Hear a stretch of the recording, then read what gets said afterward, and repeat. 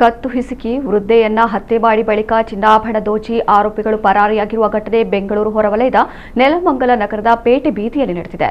69 ವರ್ಷದ ಶೋಭಾ ಮೃತ ವೃದ್ಧೆ. ವೃದ್ಧ ದಂಪತಿ ಇಬ್ಬರೇ ಮನೆಯಲ್ಲಿದ್ದಾಗ ಈ ಘಟನೆ ನಡೆದಿದೆ. ಇನ್ನು ಶೋಭಾರ ಪತಿ ರಂಗನಾಥ್ ವೀಲ್ ಚೇರ್ನಲ್ಲಿ ಬದುಕು ಸಾಗಿಸ್ತಾ ಇದ್ದಾರೆ ಎಂದು ತಿಳಿದು ಬಂದಿದೆ. ನಿನ್ನೆ ಸಂಜೆ ಮನೆಗೆ ನುಗ್ಗಿ ವೃದ್ಧೆಯ ಕತ್ತು ಹಿಸುಕಿ ತಲೆಗೆ ಹೊಡೆದು ಕೊಲೆ ಮಾಡಿ ಚಿನ್ನಾಭರಣ ದೋಚಿ ಆರೋಪಿಗಳು ಪರಾರಿಯಾಗಿದ್ದಾರೆ. ಘಟನಾ ಸ್ಥಳಕ್ಕೆ ನೆಲಮಂಗಲ ಟೌನ್ ಪೊಲೀಸರು ಭೇಟಿ ನೀಡಿ ಪರಿಶೀಲನೆ ನಡೆಸಿದ್ದಾರೆ.